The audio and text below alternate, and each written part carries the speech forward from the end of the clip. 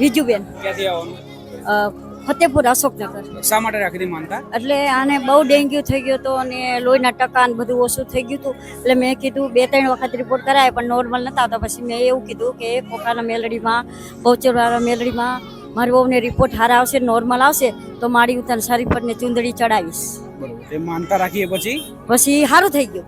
પછી report normal આવે. આ પહેલા ડોક્ટરે ડેન્ગ્યુની અસર કીધી હતી, બહુ લોહીની ટકાવારી પણ ઓછી હતી, એટલે તમે માનતા રાખી કે એમને સારું થઈ જાય. હા, તો માનતા રાખીને પછી ફરી રિપોર્ટ કઢાયા તો બધા રિપોર્ટ નોર્મલ આવ્યા અને અત્યારે એમને સારું થઈ સારું થઈ ગયું. આ આવી આજે તમે માનતા પૂરી કરો. અને આ બેબી રહીને મોસાળ જતી હતી ઓરિસ્સા, તો અમને પગે લાગીને ગઈ. તો મેં એટલું કીધું કે મારી આ દૂર જાય છે તો મારી તું રક્ષા કરજે, મારી કુવાસી જાય છે. તો એને રક્ષા કેવી કરી ખબર છે કે અર્ધ વચ્ચે ગયા ને તો 2 મા દીકરીને બસ વાળા સામે બસ ભટકાણી.